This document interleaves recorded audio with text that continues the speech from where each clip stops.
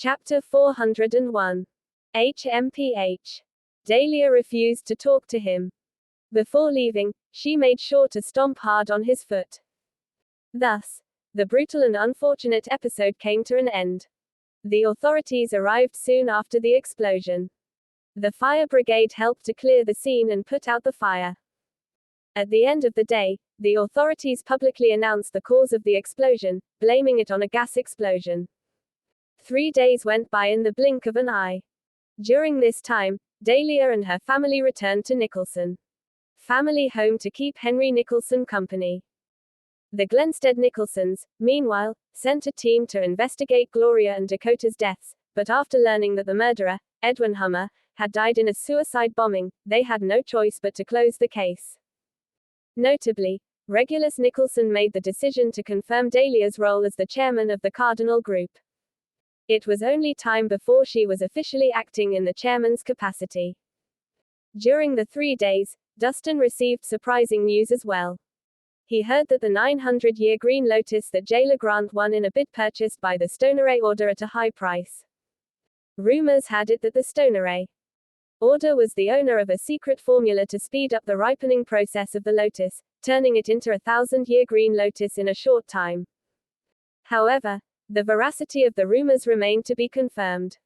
In order not to miss out on the treasured herb, Dustin specifically sent Roderick back to Millsburg to carefully gather information. If the formula were real, Dustin would have to pay Stoneray Order a visit. He was also worried about Natasha, who had been out of contact for 3 days since she departed for Millsburg. She did not reply to texts or pick up calls. Even Park Place was empty, with only a few servants standing guard.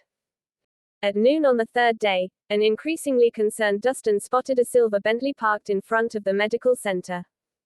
Overjoyed, he rushed out to take a look, only to find Ruth stepping out from the car. "Ruth, why are you here? Where's your sister?" He was perplexed. "Natasha will not be back for a while."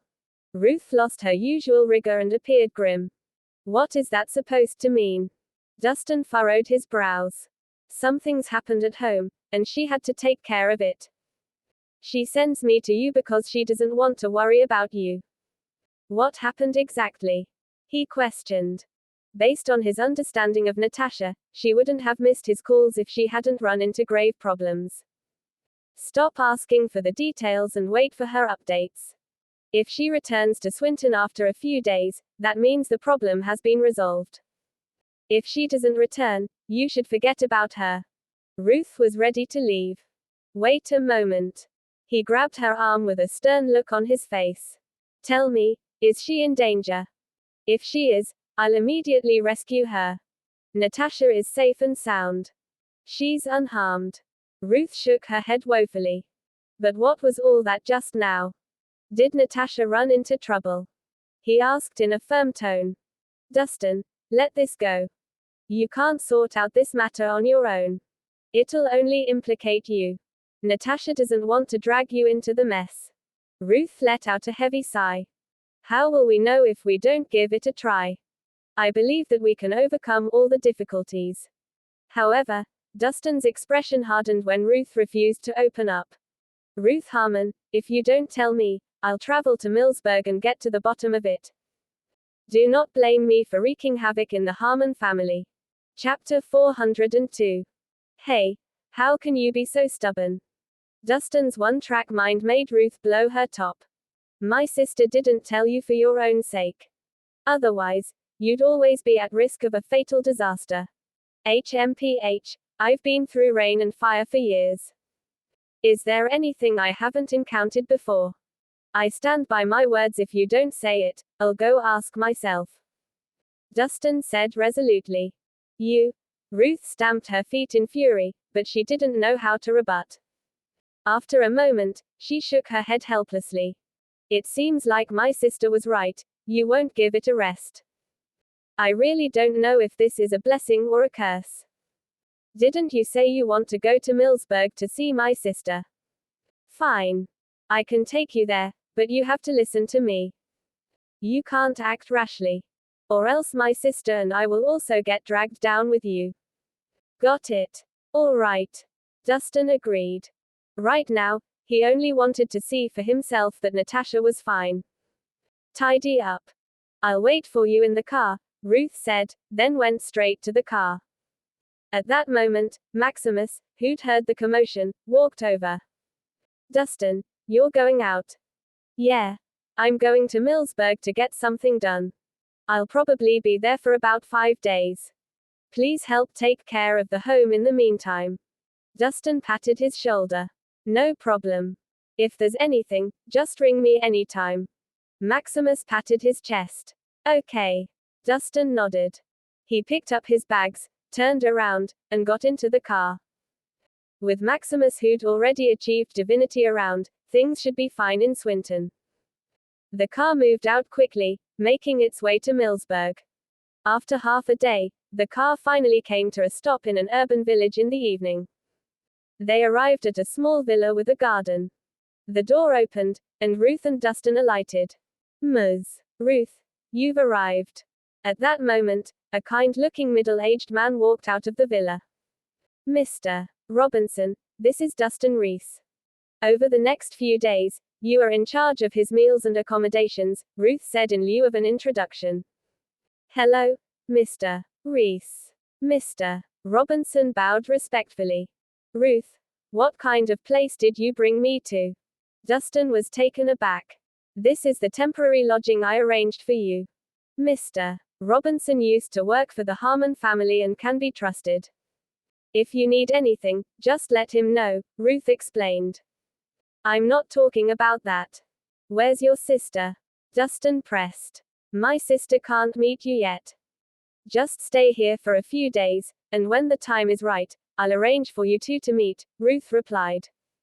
Then you have to at least tell me what happened. Dustin frowned. Water won't boil if you watch it. The situation right now is unfavorable. Knowing too much won't do you any good, either. If you trust my sister, then wait a couple of days. Ruth looked serious. But Dustin started, but Ruth interrupted him.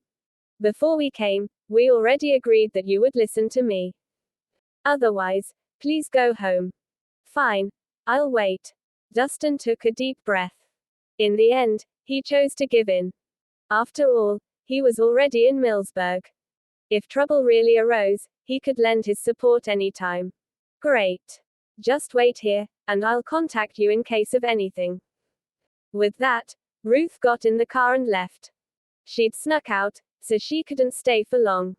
Mr. Rhys, please have some tea. Mr. Robinson handed him a cup. Thank you. Chapter 403. Dustin accepted the cup with both hands and said, Mr. Robinson, I'm afraid I'll have to trouble you for the next few days. It's no trouble. It's what I should do. Edmund Robinson smiled. Ms. Harmon saved me before, and my family is hugely grateful for her. Any opportunity to repay Ms. Harmon is my honor. Really?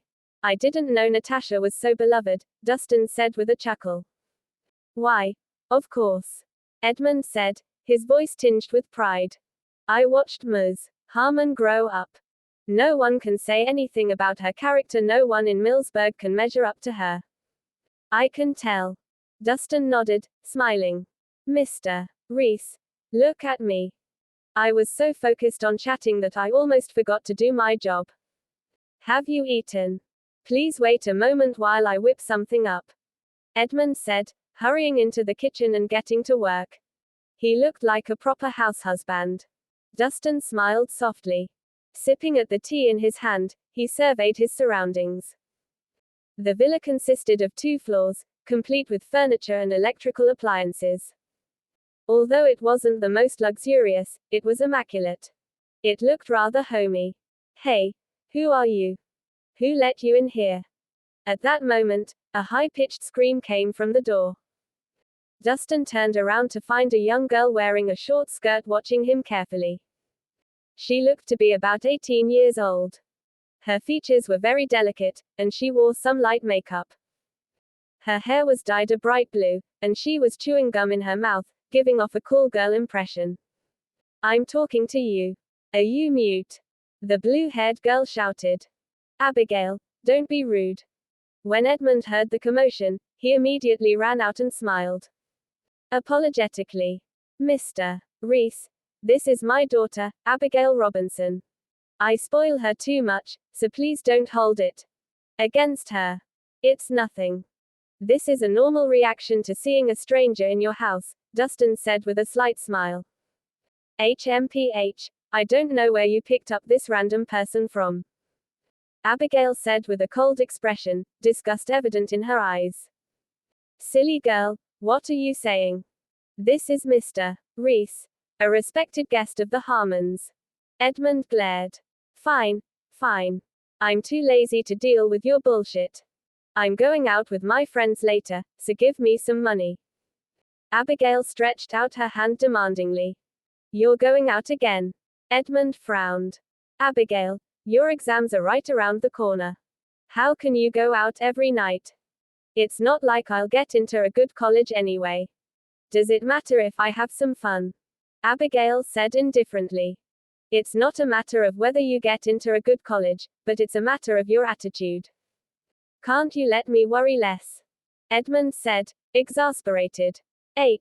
You're so annoying. Every time I ask for some money, you give me this nonsense. If you want to give me money, then give it to me. If you don't, then forget it. Abigail said impatiently. She slammed the door shut and stormed off. That girl, Edmund said angrily, but he couldn't do anything. Mr. Rhys, I'm sorry you had to see that. It's all right. She's in her teens, it's understandable that she's a bit rebellious, Dustin said understandingly. Oh no, my pan.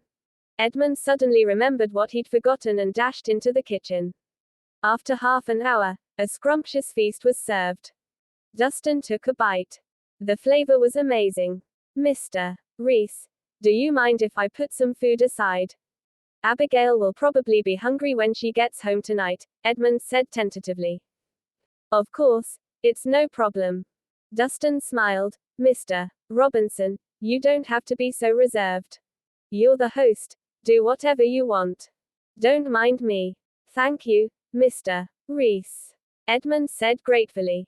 Then, he set aside a bit of every dish. He didn't dare take out too big of a portion. Afterward, he wrapped it in cling wrap carefully. At that moment, a neighbor suddenly bolted inside in a panic, screaming, Edmund, it's bad. Something happened to your daughter. Chapter 404. Something happened. What happened? Edmund was stunned, unable to react. My daughter just called to tell me that Abigail got into a conflict at the karaoke bar, and both sides fought. You should hurry over and check on her. The neighbor urged. What? A fight? Edmund was startled. He immediately threw down his cutlery and ran to the door, but then, he turned around suddenly and said, Mr.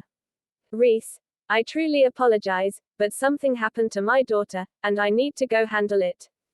I'll go with you. Dustin stood. It wasn't good to just mooch off someone in their house. If he could lend a hand in any way, he naturally wouldn't be stingy. Well, Edmund was a bit conflicted. Don't worry. I won't make things worse. Dustin smiled. Edmund, don't dawdle any longer. More people means more power. Hurry. The neighbor prompted again. All right. Edmund nodded. Without another word, he got in his Mazda and drove off. He couldn't care about anything else right now. His daughter's safety was the most important. 20 minutes later, he stopped in front of the karaoke bar. Dustin followed Edmund inside. He found a few burly men standing outside a particular room. Among them, the leader was a young man dressed in a Versace suit. His face was flushed, and he reeked of alcohol. He yelled and kicked the door.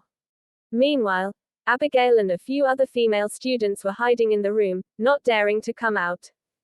Fuck. It should be an honor that I touched your butt. How dare you hit me? I'm going to teach you a lesson today. After a series of hard kicks, the door suddenly fell with a resounding bang. The girls inside the room instantly screamed in terror, except Abigail, who stood in front, unyielding. With stubborn eyes, she said, Hold right there. I'm warning you not to do something rash. I've already asked for backup. Once my friends come, there'll be a good show. Backup. The man in the suit chuckled coldly. To tell you the truth, this is my territory. It doesn't matter who you call over. I'm going to fuck you tonight. With that, he reached out to grab her. Stop. At that moment, Edmund suddenly ran over and stood in front of his daughter protectively. Young man, let's use our words, not our hands. What are you doing here? Abigail frowned, not the least bit grateful. Old geezer, where did you come from? The man in the suit looked him up and down with an unkind gaze. Young man, this is my daughter. She's young and doesn't know better. If she's offended you in some way, I'll apologize on her behalf, Edmund said with an apologetic smile, bowing profusely. That bitch slapped me and broke my watch. Do you think an apology can fix this? The man sniffed. Right then, a girl with short hair beside Abigail suddenly said, You're the one who behaved obscenely first. If you didn't grope her, you wouldn't have gotten slapped. She should thank her lucky stars that I touched her. Don't be fucking shameless. The man glared.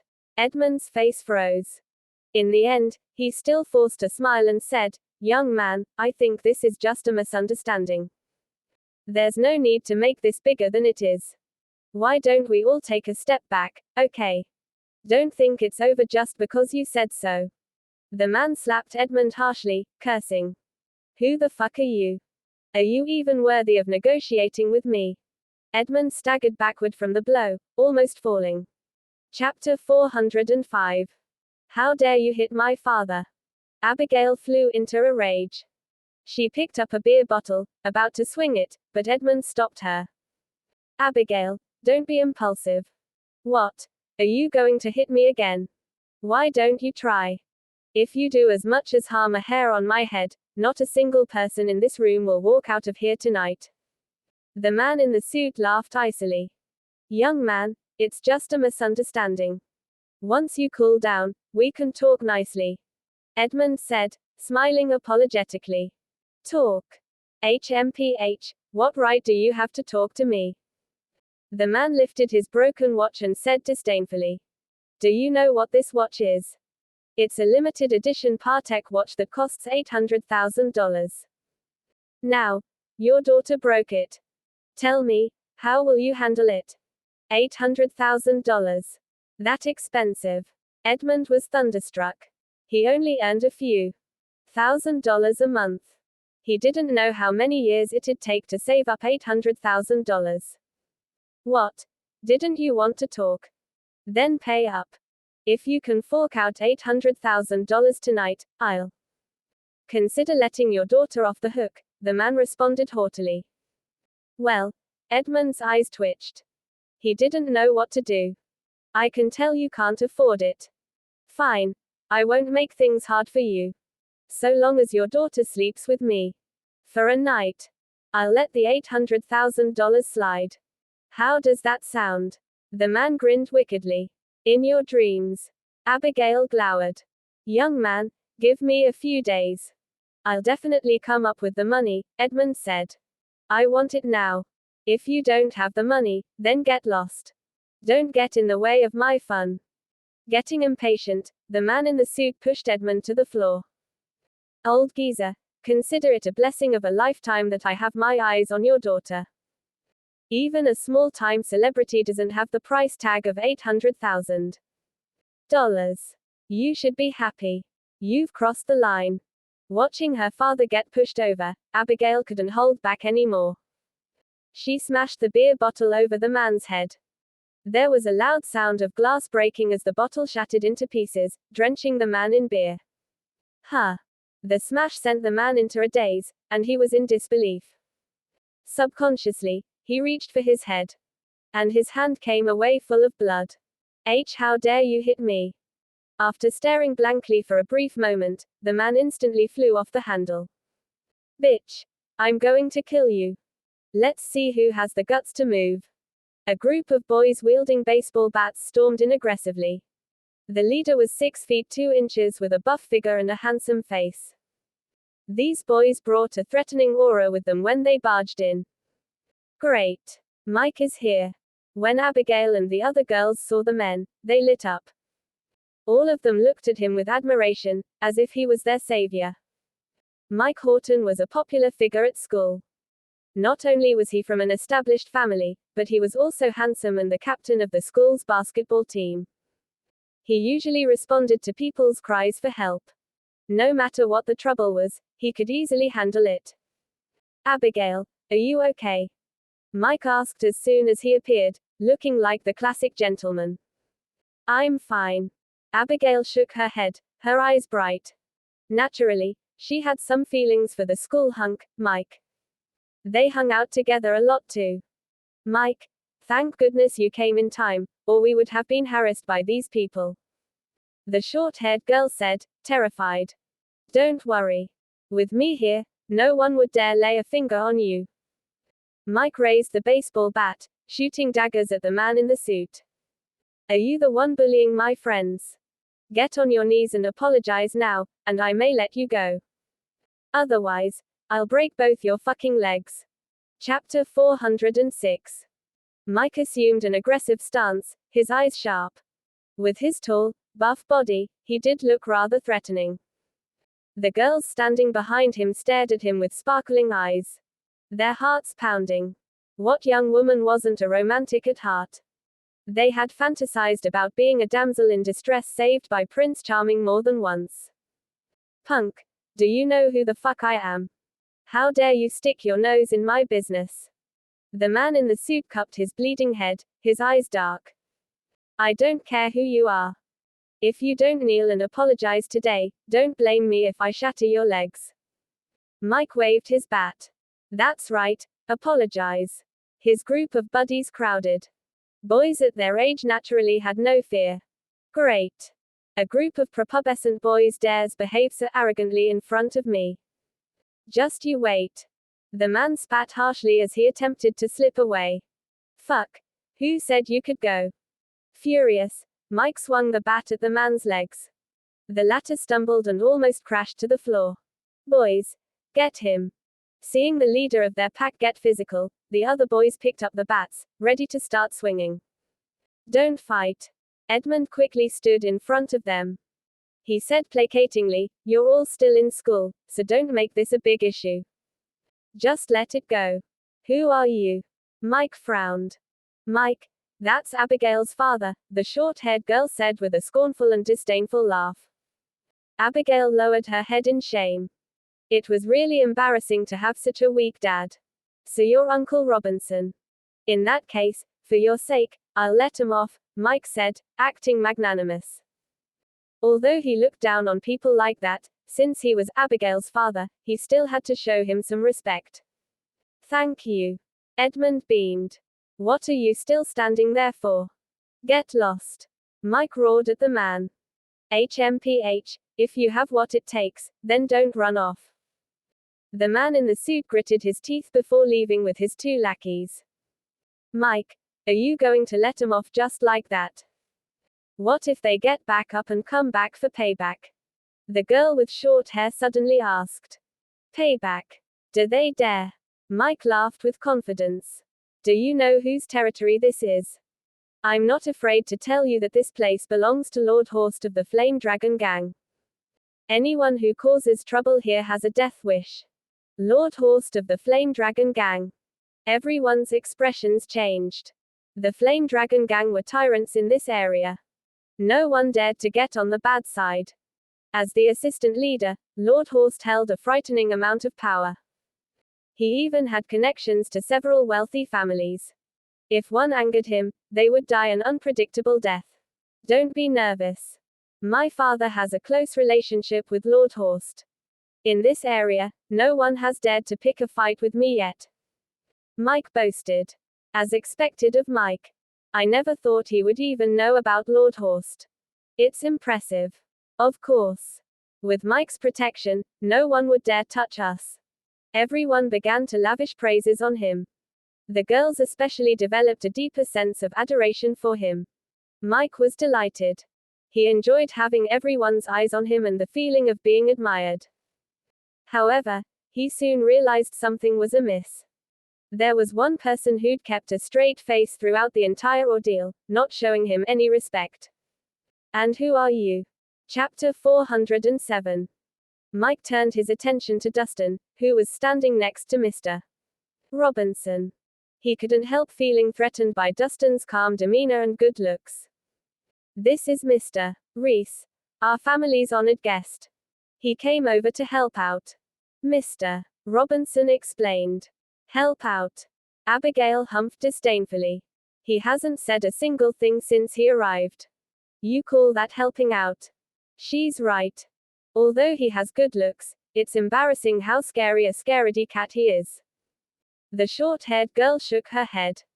While none of the other girls spoke, it was clear that they were all secretly looking down on Dustin. What was the point of being so handsome if he was going to run at the first sign of trouble?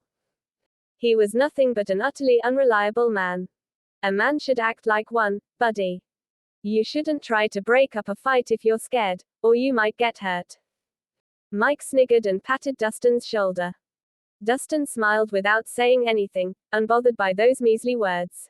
Well, since everything is over, let's go back. Mr. Robinson smoothed things over before turning his attention to his daughter. Abigail, I've told you many times not to run around at night, especially in places like these. It's dangerous. Hurry up. We're going home now. He grabbed her wrist. Let me go. Abigail flung his hand away, annoyed. You can go back alone. What I do is none of your business. What are you doing? I'm just worried about you. Mr. Robinson frowned. Worried about me? What's the point? Abigail snorted. Even if I run into trouble, what can you do? It was their fault, yet you kept apologizing. You might not feel embarrassed, but I do. I'm just looking out for you. Your safety comes first. And there was no need to make things worse, Mr. Robinson reasoned. Does that mean I'm supposed to put up with everything? Abigail was disappointed. You always get treated like this. Do you know why I hate you?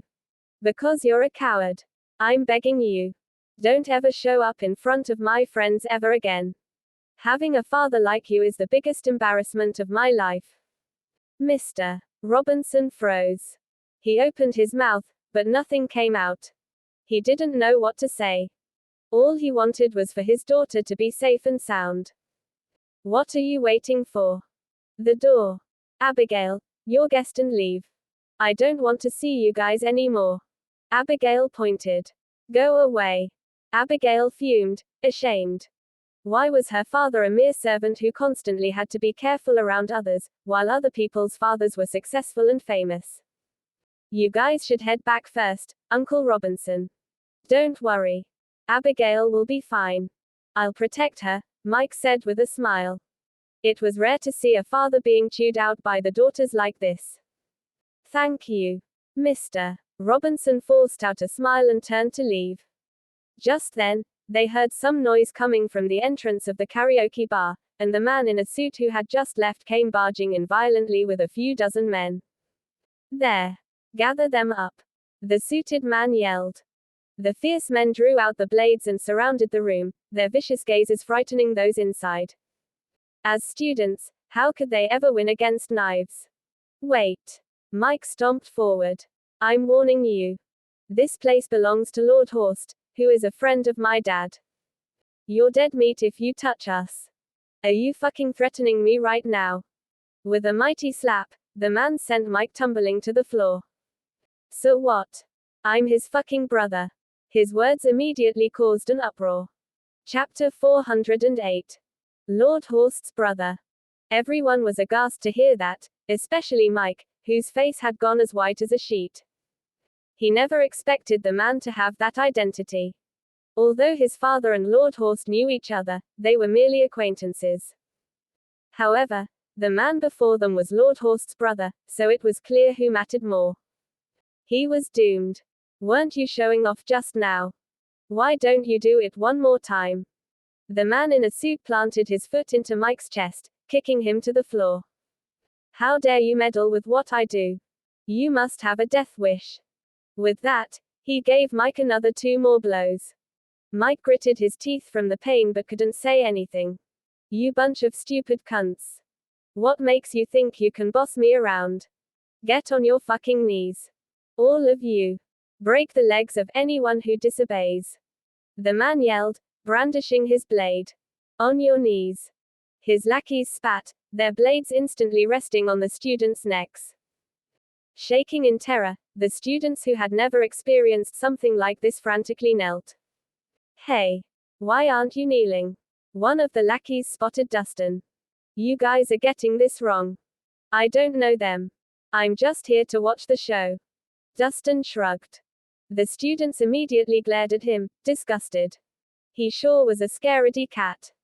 The man in the suit glanced at Dustin but decided to ignore him, turning his attention to Mike instead. Hey, punk. Weren't you going to break my legs? Well, I'm giving you that chance right now. Go ahead. The man tossed his baton, which landed beside Mike's feet. That was a misunderstanding. Mike smiled apologetically. I was stupid. How about this? I'll set up a small dinner party tomorrow at Empress Hotel as an apology. Fuck you. The man slapped Mike across the face. As if that's enough to appease me. Who the fuck do you think I am? Oh, of course, that's not the only thing. I'll also visit you with a grand present. Mike forced a smile, looking rather pitiful. Everyone couldn't believe their eyes. The man they looked up to was groveling at someone else's feet. The man humphed. I would have killed you already if you weren't my brother's acquaintance. He kicked Mike aside before turning his gaze to Abigail. Babe, it's your turn now. I'll let this matter go if you sleep with me. Tonight. In your dream. Abigail spat. I've given you a chance. The man's expression darkened, and his palm flew to Abigail's cheek. Don't hit her.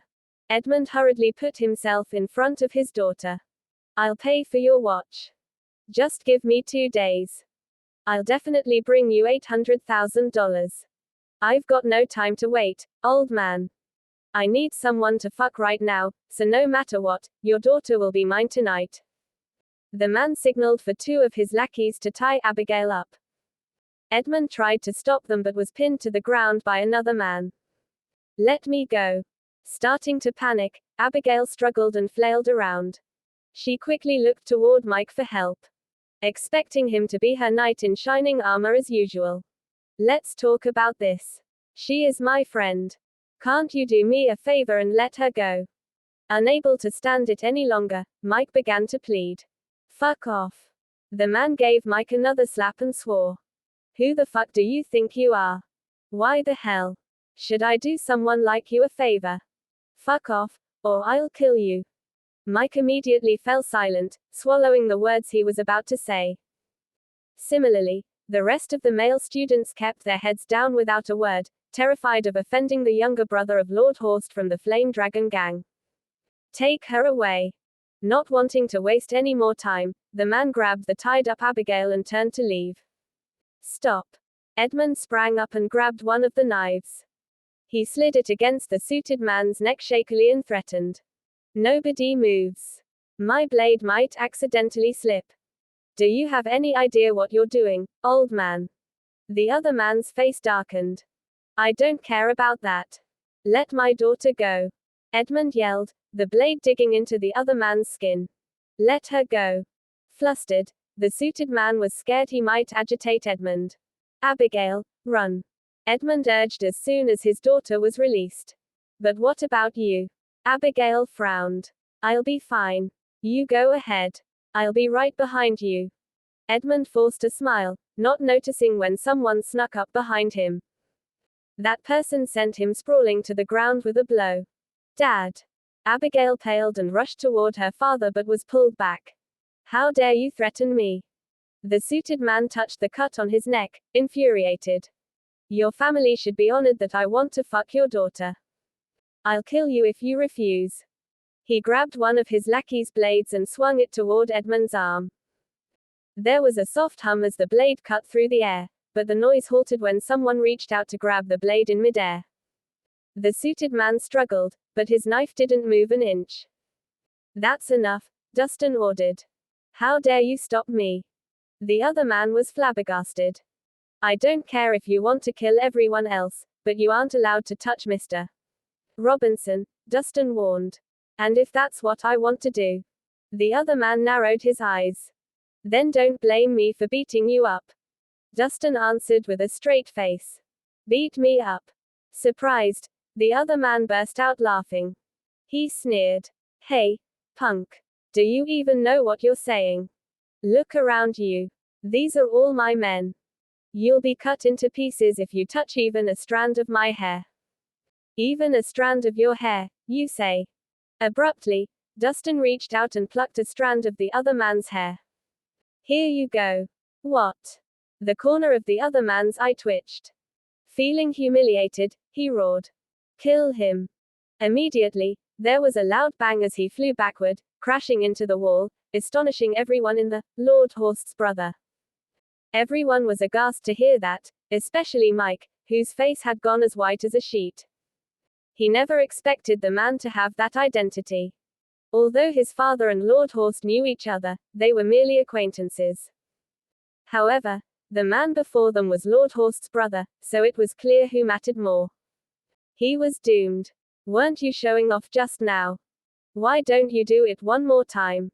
The man in a suit planted his foot into Mike's chest, kicking him to the floor. How dare you meddle with what I do? You must have a death wish. With that, he gave Mike another 2 more blows. Mike gritted his teeth from the pain but couldn't say anything. You bunch of stupid cunts. What makes you think you can boss me around? Get on your fucking knees. All of you. Break the legs of anyone who disobeys. The man yelled, brandishing his blade. On your knees. His lackeys spat, their blades instantly resting on the students' necks. Shaking in terror, the students who had never experienced something like this frantically knelt. Hey! Why aren't you kneeling? One of the lackeys spotted Dustin. You guys are getting this wrong. I don't know them. I'm just here to watch the show. Dustin shrugged. The students immediately glared at him, disgusted. He sure was a scaredy cat. The man in the suit glanced at Dustin but decided to ignore him, turning his attention to Mike instead. Hey, punk. Weren't you going to break my legs? Well, I'm giving you that chance right now. Go ahead. The man tossed his baton, which landed beside Mike's feet. That was a misunderstanding. Mike smiled apologetically. I was stupid. How about this? I'll set up a small dinner party tomorrow at Empress Hotel as an apology. Fuck you. The man slapped Mike across the face. As if that's enough to appease me. Who the fuck do you think I am? Oh, of course, that's not the only thing. I'll also visit you with a grand present. Mike forced a smile, looking rather pitiful. Everyone couldn't believe their eyes. The man they looked up to was groveling at someone else's feet. The man humphed. I would have killed you already if you weren't my brother's acquaintance. He kicked Mike aside before turning his gaze to Abigail. Babe, it's your turn now. I'll let this matter go if you sleep with me. Tonight. In your dream. Abigail spat. I've given you a chance. The man's expression darkened, and his palm flew to Abigail's cheek. Don't hit her. Edmund hurriedly put himself in front of his daughter. I'll pay for your watch. Just give me 2 days. I'll definitely bring you $800,000. I've got no time to wait, old man. I need someone to fuck right now, so no matter what, your daughter will be mine tonight. The man signaled for 2 of his lackeys to tie Abigail up. Edmund tried to stop them but was pinned to the ground by another man. Let me go. Starting to panic, Abigail struggled and flailed around. She quickly looked toward Mike for help, expecting him to be her knight in shining armor as usual. Let's talk about this. She is my friend. Can't you do me a favor and let her go? Unable to stand it any longer, Mike began to plead. Fuck off. The man gave Mike another slap and swore. Who the fuck do you think you are? Why the hell should I do someone like you a favor? Fuck off, or I'll kill you. Mike immediately fell silent, swallowing the words he was about to say. Similarly, The rest of the male students kept their heads down without a word, terrified of offending the younger brother of Lord Horst from the Flame Dragon gang. Take her away. Not wanting to waste any more time, the man grabbed the tied-up Abigail and turned to leave. Stop. Edmund sprang up and grabbed one of the knives. He slid it against the suited man's neck shakily and threatened. Nobody moves. My blade might accidentally slip. Do you have any idea what you're doing, old man? The other man's face darkened. I don't care about that. Let my daughter go. Edmund yelled, the blade digging into the other man's skin. Let her go. Flustered, the suited man was scared he might agitate Edmund. Abigail, run. Edmund urged as soon as his daughter was released. But what about you? Abigail frowned. I'll be fine. You go ahead. I'll be right behind you. Edmund forced a smile, not noticing when someone snuck up behind him.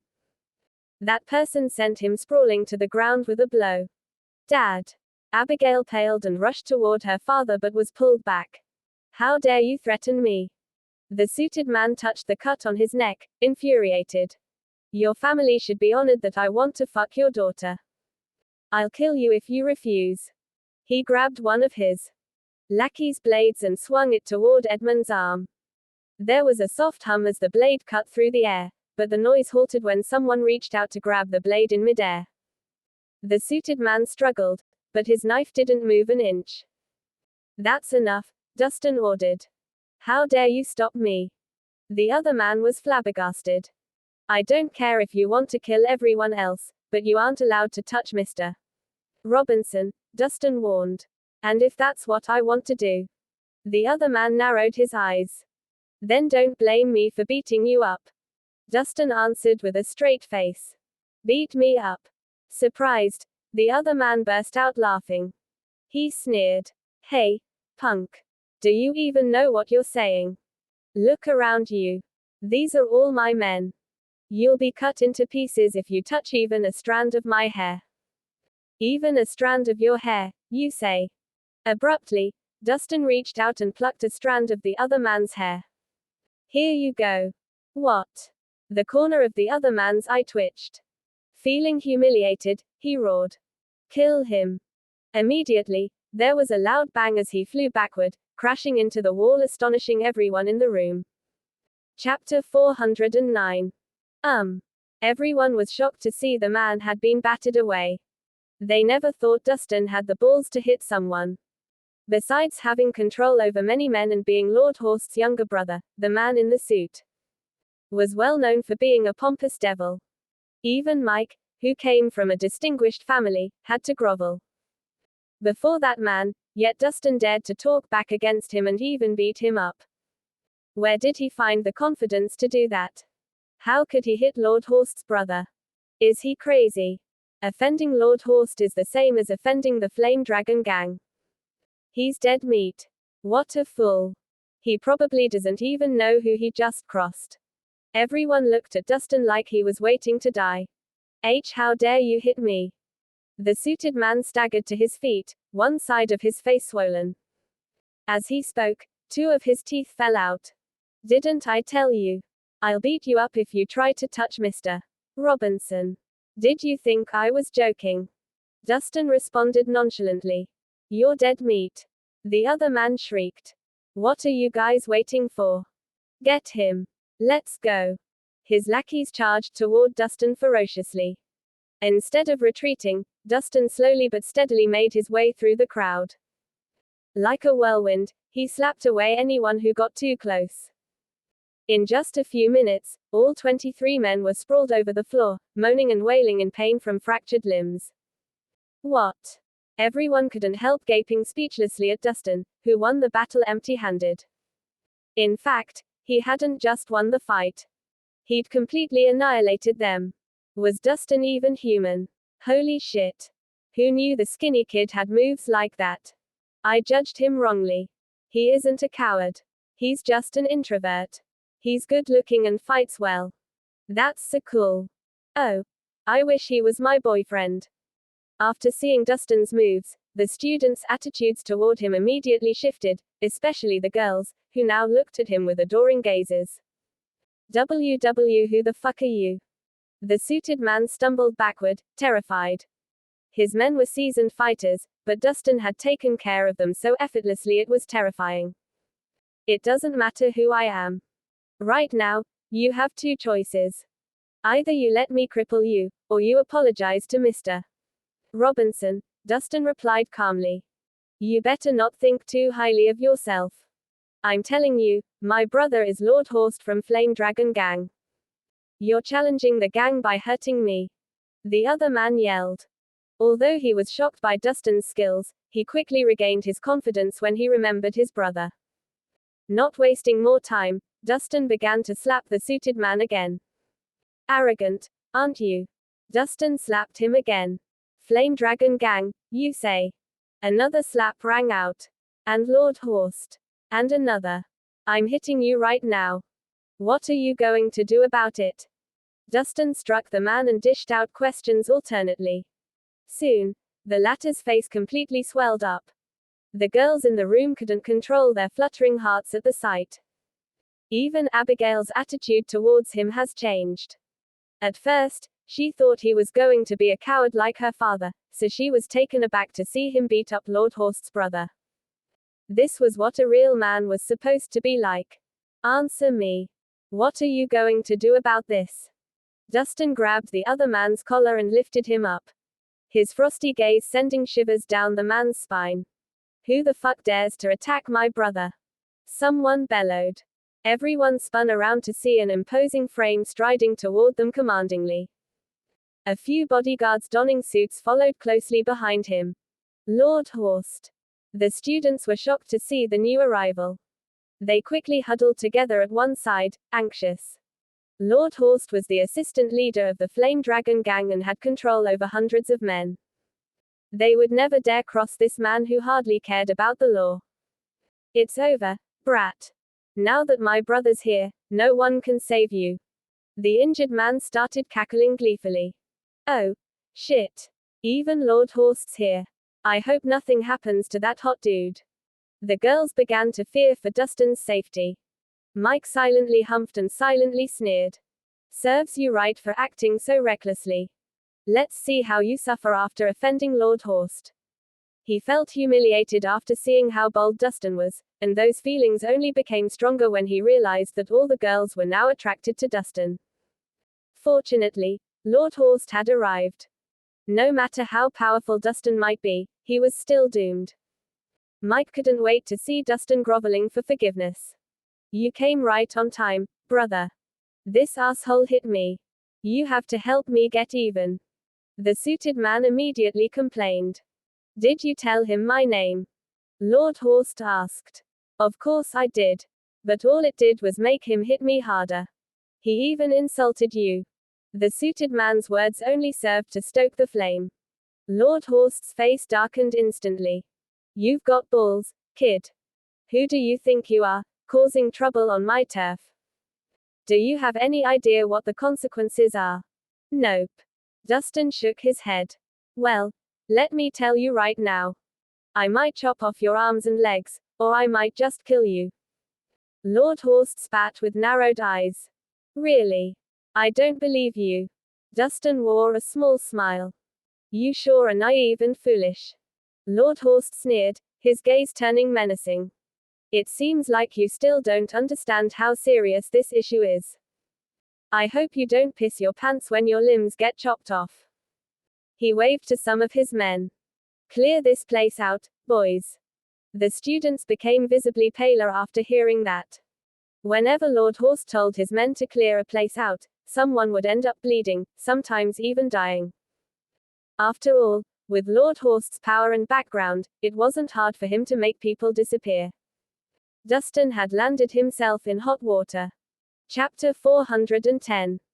After Lord Horst issued his command, the entire room was quickly emptied, and all the surveillance cameras were turned off. Mike and some of the students were huddled together in a corner, shaking and not daring to move. They were well aware that things were getting serious. You seem quite calm, kid. Don't you know you're in deep shit? Lord Horst was surprised. Usually, People would be quaking in fear after hearing him order his men to clear out a place, but Dustin was oddly indifferent about this. He couldn't tell if Dustin was brave or just foolish. Really? I can't tell. Dustin shrugged. I might consider letting you live if you chop off one of your hands and beg for forgiveness, so you better not whine that I never gave you a chance, kid. Lord Horse drew out a knife and tossed it. The blade landed next to Dustin with a clang.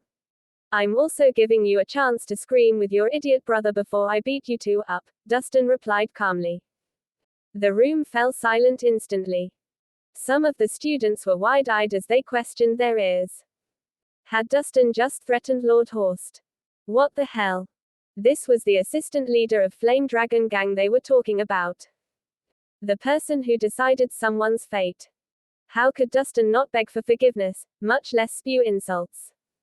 Did he have a death wish? You do have guts, kiddo. I guess I'll have to teach you a lesson today. With a chilling glare, Lord Horst signaled to his men. You lot. Teach him a lesson. Yes, sir. Exchanging glances, several of the bodyguards began inching toward Dustin. They were the elites of Flame Dragon Gang. After enduring all the training, they had all become low-level martial artists, so they assumed that taking Dustin down with their fists alone should be a simple task. He's got skills, brother. Are you sure your men will be able to handle him? The suited man asked hesitantly. He could still vividly remember what Dustin had done earlier. So what if he's got skills? Lord Horst humphed disdainfully. My guards are elites that I handpicked. Getting rid of that punk will be a piece of cake. I didn't know they were so strong. That's great. The other man let out a breath of relief. Flame Dragon Gang was one of the strongest gangs in South City. They had thousands of men of varying skills and strengths, as well as the 4 guardians, so these men shouldn't find this task difficult. Just watch. They'll defeat that brat in seconds. Lord Horst announced confidently. Just then, groans and screams of pain rang out as someone flew past them and slammed into the wall. Huh. Exchanging glances, the brothers turned around at the same time. The bodyguard who had been closest to Dustin was now lying on the floor, unable to move. What's going on? Lord Horst was astonished. Before he could process everything, more miserable wails rang out as the bodyguards all went flying before ending up sprawled over the floor. Lord Horst and his brother were shocked. They never imagined that Dustin was strong enough to defeat the elites so easily. Damn. Those from Flame Dragon Gang couldn't even withstand his attacks. That man's a beast.